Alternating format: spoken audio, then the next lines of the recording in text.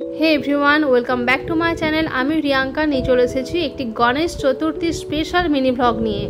তো গণেশ পুজোর দিন সন্ধ্যাবেলা আমার মা আর মেয়েকে নিয়ে বেরিয়ে পড়েছিলাম গণপতি দর্শন করতে। আর দমদম ক্লাবের মাঠে বন্ধুরা ওয়েট করছিল। আমার আগে সবাই পৌঁছে গেছিলো। তারপর সবাই মিলে মিট করে ওই মাঠে একটা ঠাকুর হয় সেটা দেখে চলে গেছিলাম মল রোডে ঠাকুর দেখতে। গণেশ পুজো উপলক্ষে রাস্তাগুলো দেখো কি সুন্দর সাজিয়েছে। এখন থেকে একটা দুর্গাপুজো একটা ভাইবস আসছে। তো এই হচ্ছে 2 নম্বর গণপতি দর্শন, তখন আরতি হচ্ছিল। আর এইটা হচ্ছে 3 নম্বর দর্শন। এই ঠাকুরটা সব থেকে বড় হয়েছিল, মানে যতগুলো আমরা দেখেছিলাম তার মধ্যে সব থেকে বড় ঠাকুর করেছিল এটা। এখানে ফটো তুলে বেশ কিছুক্ষণ বসে গল্প টল্প করছিলাম। আর এই হচ্ছে আমাদের কচিকাচাদের দল। তারপর হলো প্রসাদ বিতরণ।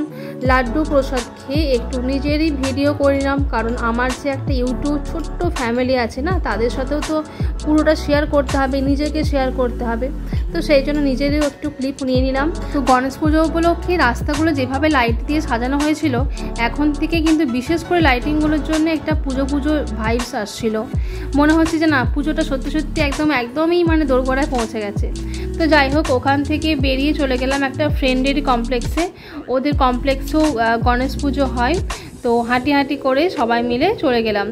আর গিয়ে দেখি ওখানে একটা প্রোগ্রাম হচ্ছে, মানে গান বাজনা হচ্ছে আর কি। 2জন সিঙ্গার ভদ্রলোক ওখানে গান করছিল।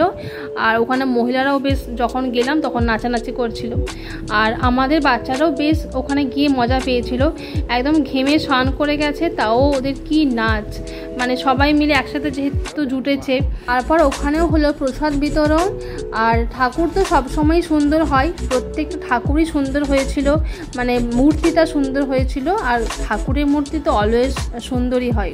তো সবাই মিলে বেশ মজা করেছিলাম। আমরা বন্ধুরা মিলেও একটা গল্প আড্ডা, একটা সুন্দর সন্ধ্যা একটা কাটালাম। আর আমাদের কচিকাচারাও বেশ একদম সবাই মিলে বন্ধুরা একসাথে হয়ে বেশ নাচ গান, ওরা তো কিছুতেই মানে ওখান থেকে আসতে চাইছিল না, বেশ মজা করেছে। আর যেই 2জন সিঙ্গার গান করছিল তাদের মধ্যে যে ইয়েলো কালারের শার্ট পরা ভদ্রলোক, উনি কিন্তু ফিমেল ভয়েসে প্রত্যেকটা গান গাইছিল। আর কি দুর্দান্ত গান গাইছিল।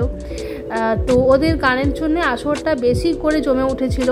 তো বন্ধুদের সাথে দেখা, গল্প আড্ডা, প্রসাদ খাওয়া, বাচ্চাগুলোর নাচ, আনন্দ হুল্লোড় সবে মিলিয়ে বেশ মজা হয়েছিল। অবশ্যই এরকম গণেশ পুজোর প্যান্ডেল হপিং কিন্তু আমার এটাই ফার্স্ট টাইম, কারণ আমাদের দেশের দিকে গণেশ পুজোর সেরকম এত চল নেই। আর কলকাতাতে আসার পর থেকেও এভাবে কোনোদিন ঘুরে ঠাকুর দেখা হয়নি। ওই আমাদের ফ্ল্যাটের সামনে একটা ঠাকুর হয়, ওখানেই দেখি। তাই এটাই হচ্ছে ফার্স্ট টাইম হপিং। তো কমপ্লেক্সে ঠাকুর দেখে সবাই যে যার বাড়ি চলে যাওয়ার পর সবশেষে আমাদের যে বললাম না, ফ্ল্যাটের সামনে একটা পুজো হয় প্রতি বছর, ওখানে ঠাকুর দেখতে গেছি। আর ওখানে কিন্তু করেছিল ছোট গণেশ মানে কি গণেশের ছোটবেলাকার রূপ। ওখানেও লাড্ডু প্রসাদ দিল। আর প্রসাদ খেয়ে 3জনে মিলে হাত ধরাধরি করে বাড়ি ফিরে গেলাম। এভাবেই কাটলো আমার গণেশ চতুর্থী। এবার বলো তো আমি মোট কটা ঠাকুর দেখলাম? আর হ্যাঁ, ভিডিও তো দেখলে এবার সাবস্ক্রাইবটা তো করতে হবে। করো like comment share subscribe all done করে দাও।